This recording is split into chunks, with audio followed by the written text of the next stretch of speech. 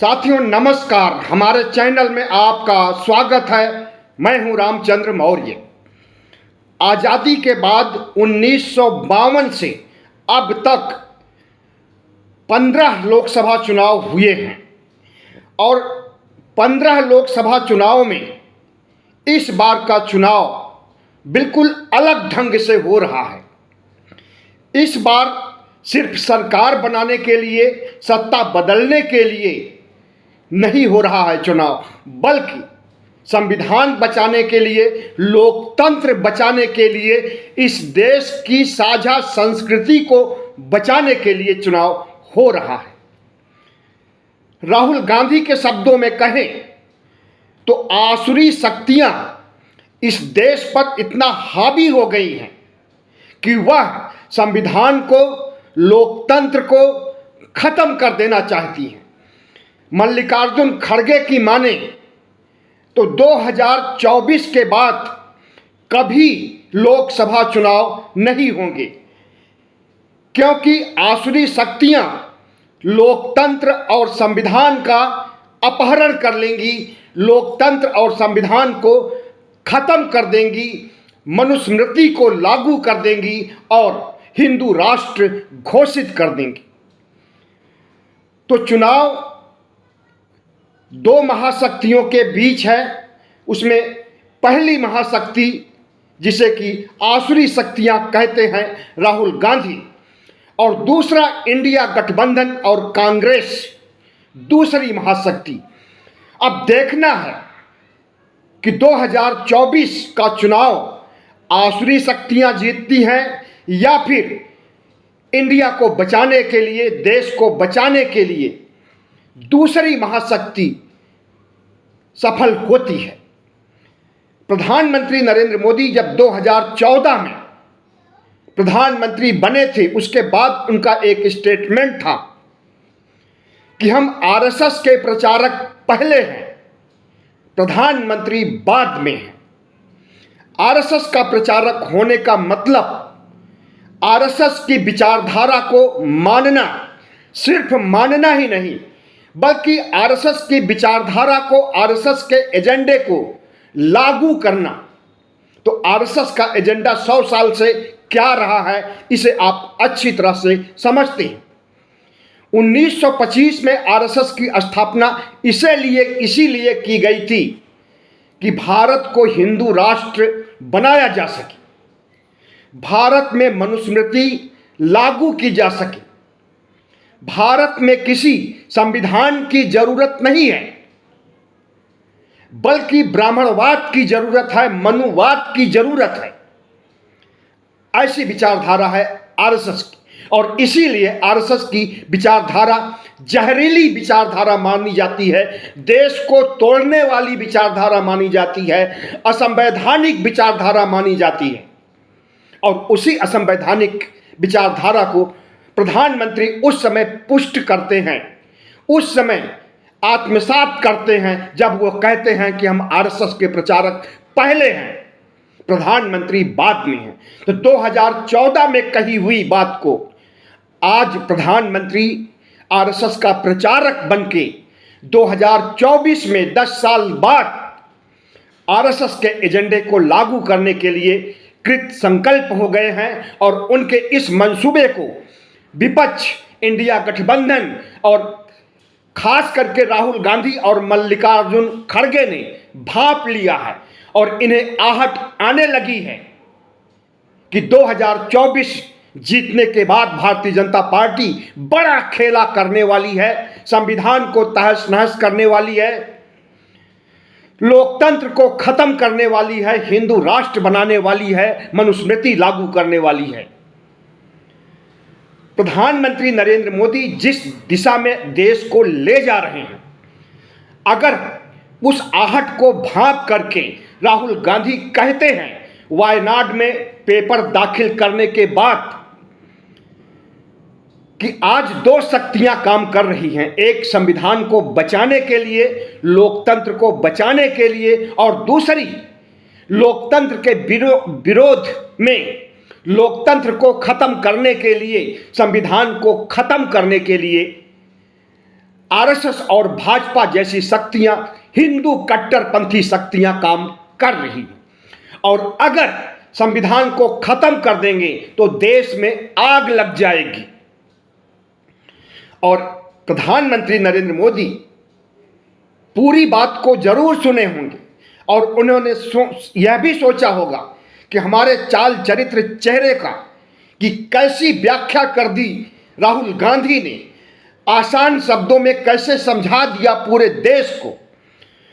तो राहुल के शब्दों में से सिर्फ आग लगने की बात, देश में आग लगने की बात को पकड़ लिया और उन्होंने घुमा दिया राहुल गांधी के वक्तव्य को और कहा कि कांग्रेस हमेशा से राज करती रही है और आगे वह राज नहीं कर पाएगी तो पूरे देश में आग लगा देगी।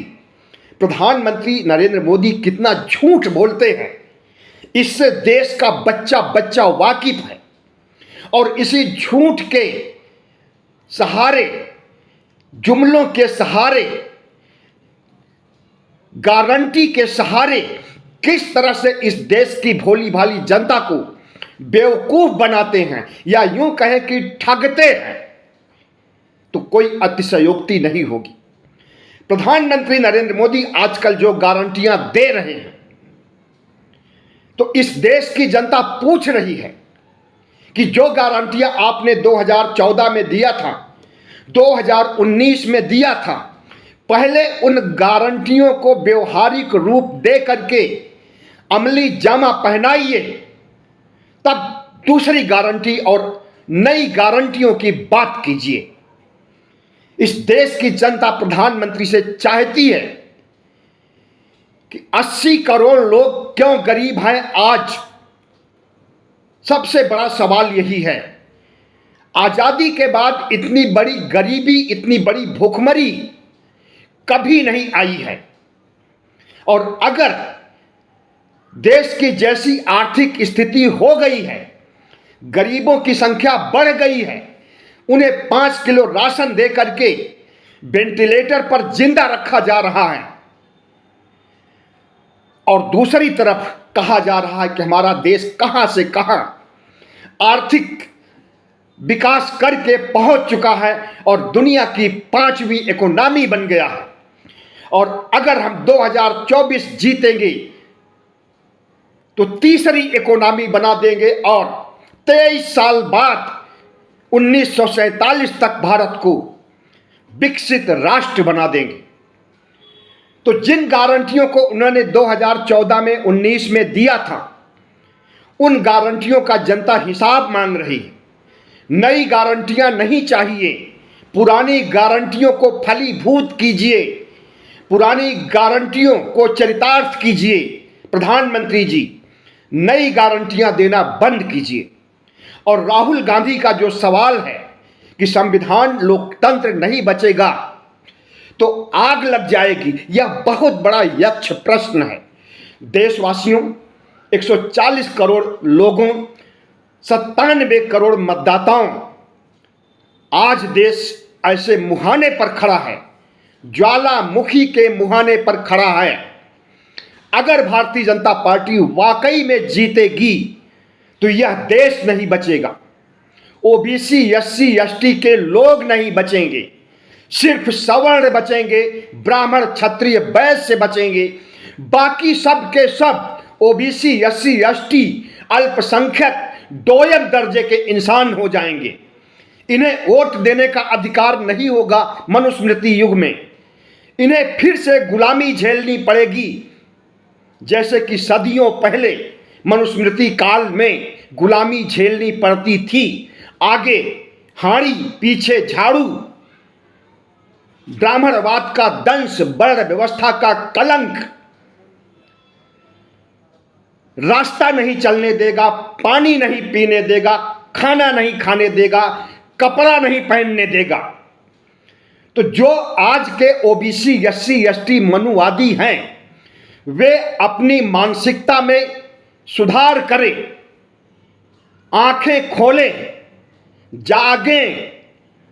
और हम समझते हैं कि ओबीसी, एससी, एसटी में, खास करके ओबीसी में इतने अंधभक्त पड़े हैं, इतने मनुवादी हैं, इतने टनाटन धर्म, सनातन धर्म, टनाटन धर्म को मानने वाले हैं कि देखिए व्हाट्सएप, फेसबुक, जितने भी इंस्टाग्राम, सोशल मीडिया के अकाउंट हैं, उस पर इतनी पोस्ट आती है मनुवादी की और ओबीसी, एससी, एसटी के लोगों की।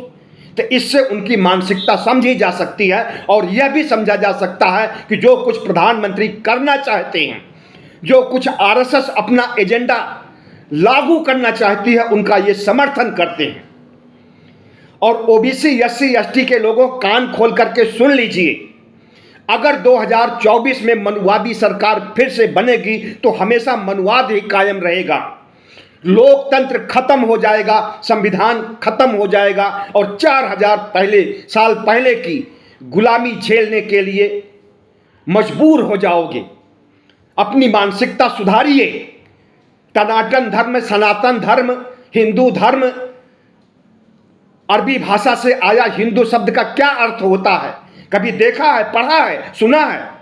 नहीं पढ़ा है, सुना है तो सुन लीजिए, किताबें पढ़िए, गूगल पर सर्च कीजिए कि हिंदू का मतलब क्या होता है, हिंदू धर्म का मतलब क्या होता है, मनुस्मृति का मतलब क्या होता है। आंख बंद करके बीजेपी को जिताने वाले लोगों सुन लीजिए, खास करके ओबीसी में, और ओबीसी में जो अति पिछड़े हैं, इनका 44% वोट मिला था प्रधानमंत्री नरेंद्र मोदी को 2019 में। इन्हीं लोगों ने सरकार बनाई है, वरना ब्राह्मणवादी वर्ण व्यवस्था के जाहिर लोगों और सवर्णों का वोट सिर्फ 15% है। आज 97 करोड़ अगर वोट है तो उसमें से अधिकांश 85% वोट बहुजन समाज का है।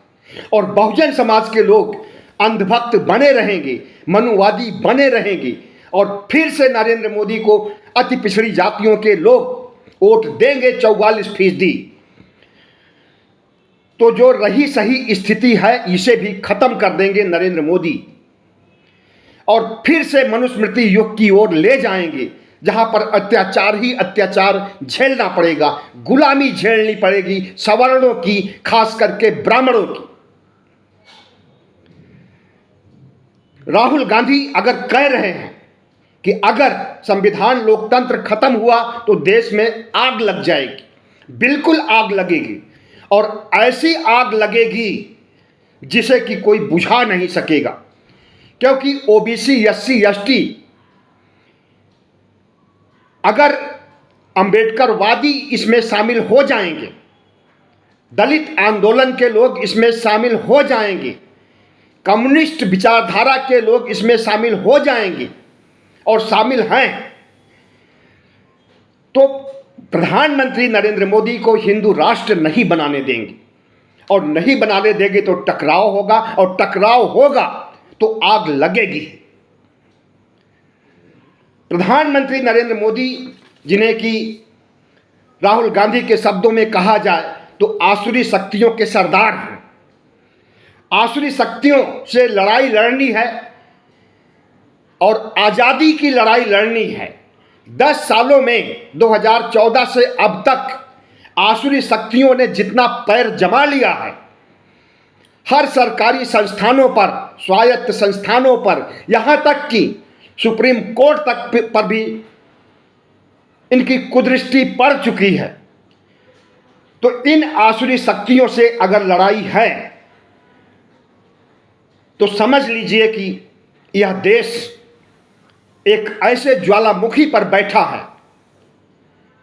जिस पर विस्फोट होगा और 2024 में भारतीय जनता पार्टी जीतेगी तो बहुत बड़ा विस्फोट होगा। सिर्फ आग ही नहीं लगेगी, ज्वालामुखी धधकेगी पूरे देश में।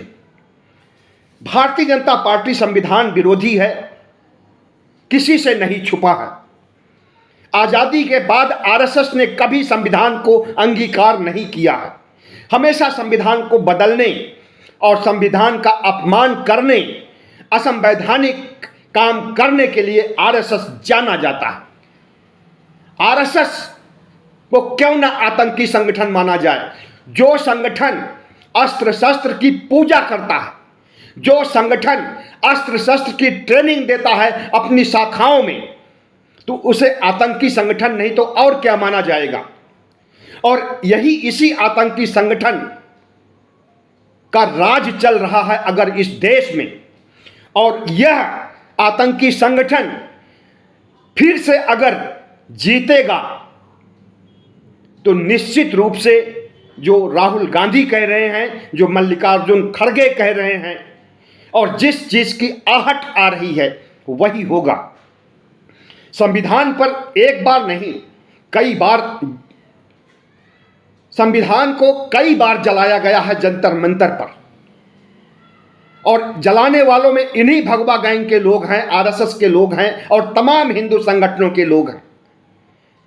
हिंदू राष्ट्र बनाने के लिए एक बार नहीं कई बार शपथ ली गई है, और यह कहा गया है बलिदान देंगे, बलिदान लेंगे, काट डालेंगे, मार डालेंगे, नरसंहार करेंगे।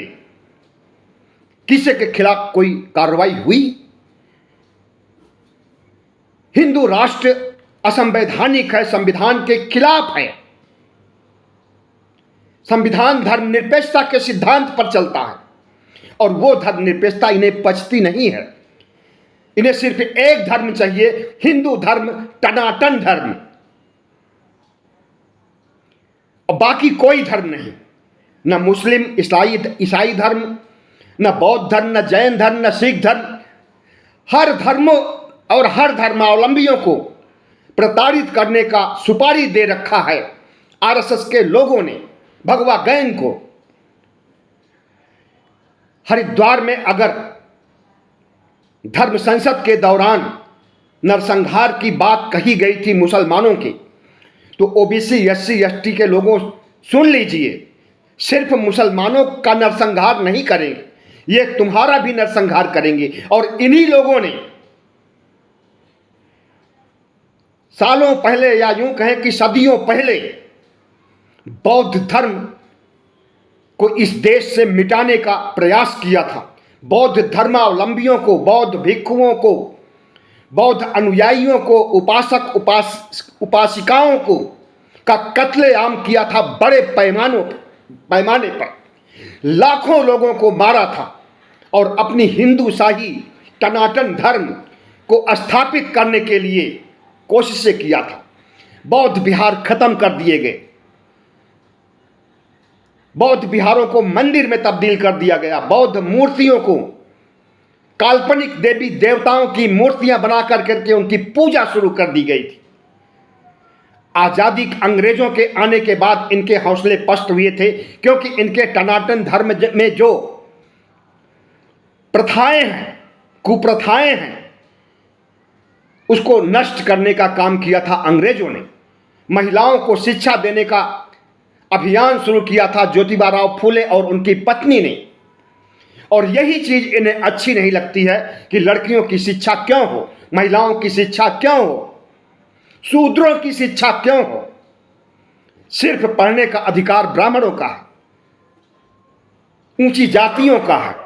नीची जातियों के लोग पढ़ेंगे तो अधिकार मांगेंगे, आरक्षण मांगेंगे और उस आरक्षण का विरोध करेंगे। आज आजादी के 77 साल बाद ओबीसी की गिनती तक नहीं हुई है। ओबीसी समाज को पता ही नहीं है कि उसकी संख्या कितनी है, उसकी माली हालत कैसी है। उसे मुख्य धारा में लाने के लिए कोई उपाय नहीं किया गया है। और जब राहुल गांधी मांग करते हैं तो नजरअंदाज कर देते हैं प्रधानमंत्री नरेंद्र मोदी। ओबीसी आरक्षण 1990 में बीपी सिंह ने लागू किया था, 27%। उस समय से लेकर के अब तक के आंकड़े को उठा करके देख लीजिए तो 27% क्या, 10% भी आरक्षण पिछड़ों को नहीं मिला है और मिलेगा भी नहीं। और जब इनका हिंदू राष्ट्र बन जाएगा तब आरक्षण और समानता की तो बात ही सोचना बेवकूफी होगी। सिर्फ गुलामी बजानी होगी ब्राह्मणवादी शक्तियों की, सवर्णों की। विवेक देबोराय जब प्रधानमंत्री का आर्थिक सलाहकार कहता है कि संविधान बदलना है, संविधान को अपडेट करना है, संविधान की जगह मनुस्मृति लागू करना है, तो कोई आवाज नहीं उठती है ओबीसी एससी एसटी के बीच से। अनंत हेगड़े सांसद कर्नाटक का जब कहता है खुल करके दुनिया के सामने कि 400 पार सीटें हम ला लेंगे तो संविधान को बदल देंगे, थोड़ा बहुत विरोध हुआ, लेकिन जिस स्तर पर, जिस पैमाने पर विरोध, धरना, प्रदर्शन, आंदोलन होना चाहिए था, वह नहीं हुआ। उसने कहा नहीं है ऐसा, उससे कहलवाया गया है और यह भांपने की कोशिश की गई है कि अगर संविधान को खत्म करने की बात कही जाए तो देखिए कितनी प्रतिक्रिया होती है, और अगर कम प्रतिक्रिया होगी, कम विरोध होगा, तो इसका मतलब है कि सब के सब गंवार हैं, इनको अपने संविधान और अधिकार के बारे में पता नहीं है। और ये लोग इतने गंवार हैं, इतने जाहिल हैं कि अपना भविष्य सुरक्षित संविधान से नहीं देखते हैं, अपना भविष्य मनुवाद से सुरक्षित देखते हैं, राम कृष्ण और शिव की पूजा करके अपना भविष्य बनाना चाहते हैं। इन्हें गौतम बुद्ध, महावीर स्वामी, गुरु नानक, कबीर जैसे महापुरुषों से कोई मतलब नहीं है, क्योंकि ये सब धर्मनिरपेक्ष थे या ऐसे धर्म के प्रवर्तक थे जो धर्म मानवतावाद पर आधारित है, और जिस धर्म को खत्म करने के लिए हिंदू धर्म के लोगों ने षड्यंत्र रचा था, कत्लेआम किया था और बौद्ध धर्म को लगभग खत्म कर दिया था। कोई नाम लेवा नहीं था बौद्ध धर्म का। अंग्रेजों में कनिंघम ने आकर के फिर से भारत में बौद्ध धर्म को स्थापित करने के लिए प्रयास किया, और उसके प्रयास को आगे बढ़ाया था बाबा साहब डॉक्टर भीमराव अंबेडकर ने।